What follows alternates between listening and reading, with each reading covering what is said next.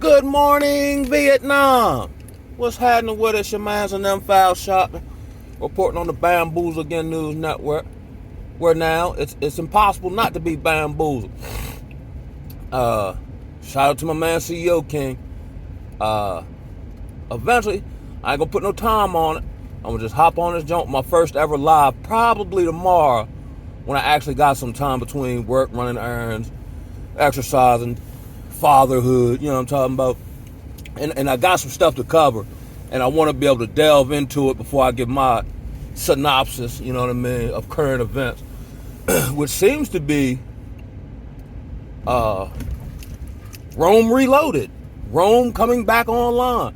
Because I said some rhetoric online, couldn't really delve into it, just seeing it in passing or skimming through the social media streets about Elon Musk and his, supposed salute, right? And everybody said it was Nazi and whoop de whoop de whoop de whoop, right? But upon further inspection, that wasn't actually a Nazi salute. That was actually a Roman salute. They say Rome didn't necessarily go away. It just went into perdition. It just lied dormant. And now with the inventor of Skynet ready to try to draw that joint online, here we is, baby. This is like living inside of a movie. I was also thinking though, right? We've been duped again, yo. Now, granted, Trump was in there last time. I actually wanted Kamala in, not because I wanted her, I'm a Trump hater per se. I wanted her in because I thought she was the best candidate to like socially tip, America over the edge with, more alternative stuff, whole bunch of wasteful spending, no real plan, just somebody make you feel good, even though they're not who they say they are, and it don't even matter to liberal black people and all that. But Trumpazoid, woo-wee, hey, cousin, I don't know, I never even knew what DEI was, but I guess he, like civil rights stuff, he rolled that back and all this here. So I want to get a better idea of what's going on with that. Maybe hear some commentary from some, competent creator, and then come back with my 2 cents on it. You know what I'm talking about? But all this stuff now we might not know all the nuances, all the players involved, and things of that nature. But all this is already written, like Nas' album. It's already written. The end goal is a global totalitarian state. You know what I mean? How much longer do we think we got? Actually, let me tell it. We probably should be further down the rabbit hole than we should be if you let me tell it. Because if I was in charge, I'd have been rolled. I'd have went, you know what I'm saying? I've been tipped everything over. The populace is ripe for the picking as it stands. You know what I'm saying? But I guess, the Most High grace and mercy. Window all frosted. But I definitely want to come with some commentary in relation to that, and not even be on the victimhood tip. You know what I'm saying? Like, this is probably for our good. It just seemed bad because the matrix is falling, or the interlocking mechanisms of the matrix, surveillance, more, shots made by robots and all this here is now upon us. But here the thing is, they can't force you to do anything. You always have a choice. They just make it seem like you ain't got none. But I don't care what. We'll throw you in jail. You don't get no shot. I'm one of them brothers. Lock me up. Throw away the key. You know what I'm saying? I'm not turning into no X-Man mutant without no superpowers, and then lose the natural superpowers the Most High done gave me already. No, I'm not doing that, yo. Then you mutate, then they fire you from your job. You know what I'm saying? Because now you a mutant. When they say peace and safety, or one of them colonial dudes said it, if you give up liberty for the sake of security, you'll wind up with neither. They just gonna further, smart cities, here that come, you know what I'm saying? Glad I live in the country. I mean, what do we think supposed to happen? We're not supposed to be comfortable in captivity. And it probably alludes to, you know, our day of reckoning coming closer as Babylon falls. This is probably for, you know, everyone else, the non-believers, the NPCs, the low vibers. But I ain't worried about nothing Trump do. I ain't worried about not nobody do. Oh, words say fear not. Not fear not in this situation or that situation. Or fear not so long as Trump don't come in and man, I don't care about none of them. It's all illusionary false power. Appearing real. I don't care about none of that. Now, I don't want to be ignorant or not knowledgeable of what's going on, but to be overly fixated by everything that the dark kingdom is doing diverts my purpose, or my focus rather, from what the Most High is doing and what I can do on a daily basis to honor Him to the best of my ability with the journey that He has laid out before me. You know what I'm saying? I always keep going back to when He told Joshua, look neither to the right nor to the left. You know what I'm saying?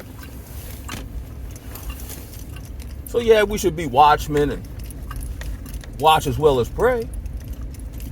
But he mandated federal workers got to come back to work. Oh my God. But see, here's the trauma-based society, whereas though it's one thing after another. You can't really rest. And you get one little piece of rest, they come out with something else to keep you in this heightened state of anxiety and worry and so on and so forth, right? And then you mess around and get sick. They got some shots for you that they've already made. You know what I'm saying? Like, I was thinking, I don't think Kamala was even meant to get in there. I don't even think she was a viable option. I think she was such a terrible option.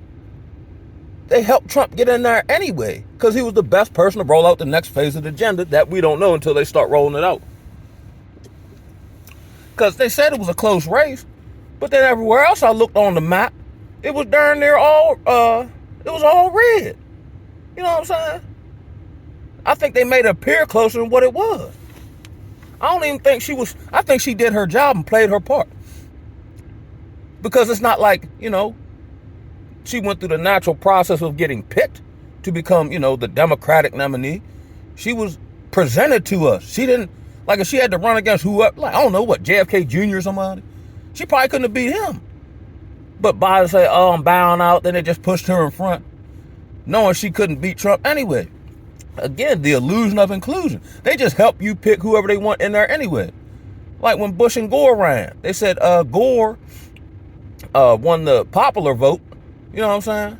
But then they had the discrepancy in Florida where Bush's brother was at. And the next thing you know, Bush in there. Then the country up in arms. Next thing you know, 9/11 happened. We had war. Everybody forget about it. They wanted him in there anyway. I think that was just an energy harvest of getting people chimed into the process or becoming emotionally in the... Like, if you indifferent, and I noticed this in my personal life. When you indifferent, they can't really move you. Somebody, try to trigger you or they stop speaking to you and you don't respond. They're not getting the desired reaction. That's all they're doing is running these social experiments on people and waiting for the desired reaction, which more oftentimes is fear. That's why you had these whatever, staged, I believe, or manufactured domestic terror attacks and whatnot to elicit fear, uncertainty. You know what I'm saying? Keep you on a heightened stage of on your seat and all this here. But I see a whole bunch of homeless people, and they look stronger than ever. You know what I'm saying? In the cold. You know what I'm talking about? Yeah, buddy. So I'm really going, there's a lot to delve into. I don't think the left, which they're all two wings of the same bird, if you ask me, I don't think they're doing anybody no just service. Because, again, nobody comes with real solutions. You know what I'm saying? The solutions you give them to you, but on the left side of things, they just cry about the problem all the time and play victimhood. They don't get you nowhere. Play victimhood in your personal life and see how far you go and how healthy you'll be. You know what I'm saying? Always hollering. And even if it did happen, always hollering and screaming about what somebody else doing to you. Take your power back. No, we don't want to have power because victimhood gets us attention. We've been crying about the problem for the last 70 years? Why can't, and from a spiritual context, I get it. But in another sense, I don't get it. Why can't, how brothers chop it up on the corner about Kobe or Jordan or whatever, or who the best rapper? Why brothers can't get together on the corner in front of the barbershop and solve their own problem? Look, I got this, you got that. Yo, we all tight work here, yo. We ready to pitch it and buy a apartment complex and patrol that joint ourselves. But that's too much like right now. That's too much like personal responsibility. You know what I'm saying? I think we've been programmed to feel like slaves. I don't think the mass of black people's brain is wired up to actually make steps towards, I don't even want to say freedom, being set apart. You know what I'm saying? That's why they stripped our original culture, you know what I'm saying? Then they replaced that with some old manufactured culture that they sell to you that don't benefit you none and cause you greater destruction and and you become fodder for the system. Whether you, depending on, the government for subsidies, you're in the prison industrial complex, you know what I'm saying? These are all the people that we champion and parade, like all the people who went to the Democratic National Convention. But the free-thinking Negro and, the one who refused to be bamboozled and can say no and walk away from stuff and don't care nothing about it, he the enemy, even though he ain't bothering nobody. But that's all a spiritual thing. Because it don't make no, I ain't bothering you. Why is I'm the enemy? It's just little old me over here and 1,000 of y'all over there. How am I stopping y'all and I don't care nothing about what y'all do? Other than talking about it. I don't understand it, But again, I do understand it. Because it's real in the battlefield. So, let us not, just not be fretful. You know what I'm saying? We can't do nothing about it no way. Not in a defeated sense. But it does strip you of your peace. And now I understand. I was talking to a client yesterday. I protect my peace at all costs. I never knew how valuable it was and the fight to obtain it. Like I said, my mind's enough from ball. He magically, and I knew this was going to happen. You know what I'm saying? Because I got the supernatural ability of foresight. So I don't know, for some odd reason, he just stopped commenting when we posted on Facebook. We be shamming on each other, kicking it. You know what I'm saying? Woo, woo. So for it almost been like a week and a half, he didn't respond to anything I said or any inbox. I'm like, all right, well, you know what I mean? Whatever. I don't know what type of games you think you're playing. And from what I understand, wasn't nothing seriously going on with it. You got detached from Facebook, stuff like that. And you comment on white people stuff. That's what we run with, you know what I mean? So then somebody made a post, he tagged me in it, and said he'll now we play like this. He'll slap me with the same hand he butter his bread with. I ain't respond. You know what I mean? I'ma ice him out the same way he ice me out. Now I don't know if it's malicious or not, but because if I can't tell, I'ma just act like it is and we'll figure it out later. So I'ma just give you the same energy you gave back to me. Plus I got a whole new schedule. I really don't have time, you know what I'm saying? It is what it is. It's the same brother I'm talking about, on the, I like to call it, everybody think they're a master manipulator, or if they've been to prison, they know some type of game everybody else who come out of prison don't run. You know what I'm saying? A whole bunch of double talking. Like when I ran into the dude, it was a former client at a Wawa, the next town over to the south, right? So one day I comes to work, and he was like an older, and I like to categorize him as institutionalized Islam. You know what I'm saying? Where you just pray 5 times a day and put on the cloak of it. You know what I'm saying? But these the same brothers who will sell drugs to each other and, you know what I mean? And be wanting to you know what I'm saying? Whatever, right? So when I sees him in Wawa, I instantly do a total recall one time I came to work. And I told him something slight, and he kind of dismissed me like who he talking to? Who is he to say anything to me? But I didn't take it personal. I'm like, oh, cuz must be having a bad day. I kept it moving. So when I see him at Wawa, that memory come back in my head. So typically, if you don't see me, you ain't seen me. So I'm gonna, go get my car and slide back out like a thief in the night. Now I'm talking about. So I get my car, but I can see him up my periphery. You know what I'm saying? I'm sliding up to the self-checkout jump.